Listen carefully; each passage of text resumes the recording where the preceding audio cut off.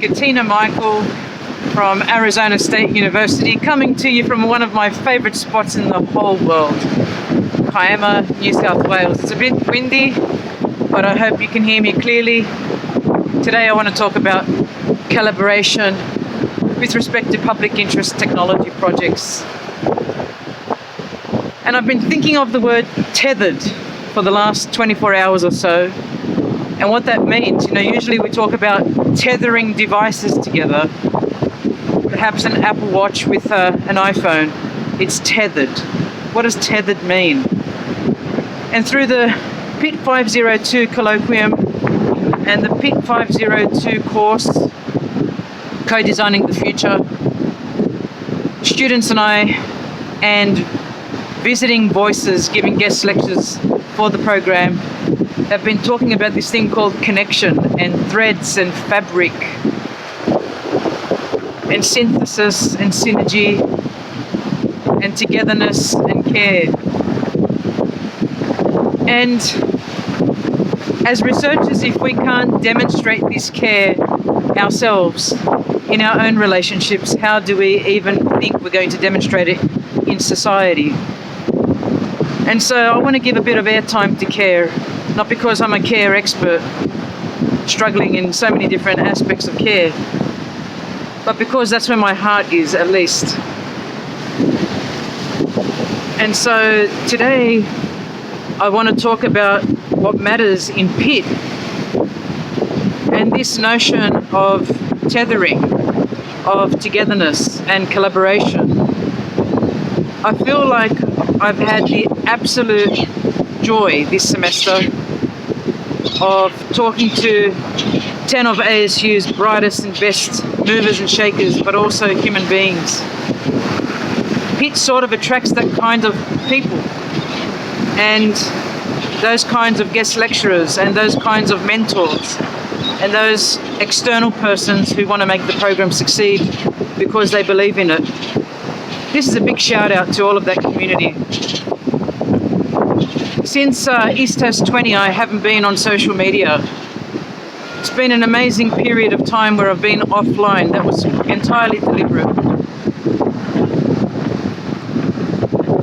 I wanted to dedicate as much as I could of myself to my students, to this new cohort, to the program at large as the program chair, and to the modules, the last of which is the applied project, where we're going to mobilize external personnel and academic mentors from ASU. But the whole idea has been to give my full attention to this growing community. And the community didn't form when I started developing the PIT program. It formed long ago. It formed in the leadership of amazing mentors here in Australia and internationally, among which I can mention Professor Roger Clark, Professor Marcus Wiggin, Professor Jeremy Pitt.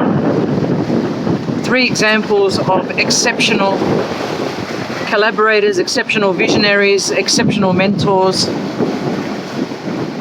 And the rest of us just went along believing in that vision.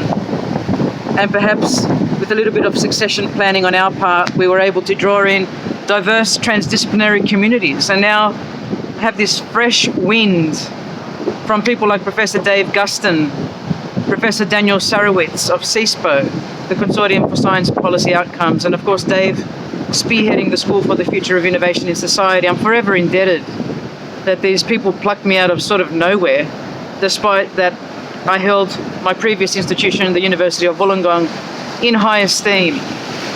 That's where I was able to develop my career with leadership from people like Professor Joe Ciccaro, of course the previous Deputy Vice Chancellor and current Vice Chancellor, Gerard Sutton and Paul Wellings, and my head of school at the time, who was Professor Philip Ogambona, formerly from Motorola Research Labs. I have had an incredible ride, an incredible alliance of people that have shown me the way. Great female mentors like Professor Joan Cooper, Professor Carol Alcock, Professor Lois Burgess, Professor Paula Swatman, and the late Professor Elaine Lawrence, whom I remember so deeply. among whom were great company like Professor Narciso Chirpa. Many of these people now retired. Professor Emeritus. People like Professor Jennifer Seabury.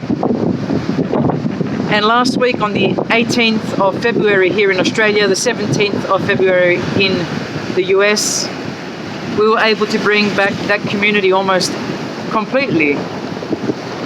We had 60 to 70 voices throughout the day. People who were very embracing from the initial social implications of national security workshops to today, 15 years later. How can you ever thank people enough for their contributions?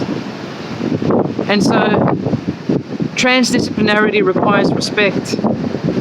Not just respect between the disciplines, but respect of one another, respect of fellow collaborators, acknowledgement, really applying those ethics that we say we hold so true. Do we? And what form does that take? And so, if anything, I hope for my pitch students, I've been able to demonstrate at least the example of togetherness through the holding of open classrooms, despite that the program is largely remote and asynchronous. I've wanted to have open consult time, open office hours. And I've been so blessed that from the 50-day challenge beginning of day one, some 41 days later, I still have students consistently turning up every single day. It's not compulsory, but in these office hours, we've been able to talk about things and nut things out, bounce ideas off one another,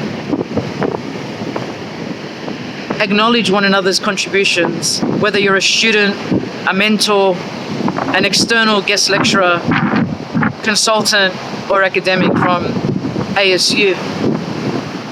So in this spirit of connection, threadedness, and tethering, to our first graduate that looks like they'll be finishing at the end of summer session in the US in that 1 year that we promised. Thank you.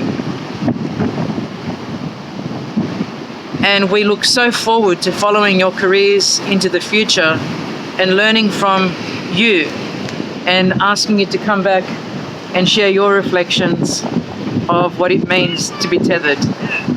Signing off, Katina Michael from Arizona State University, coming to you live from Australia.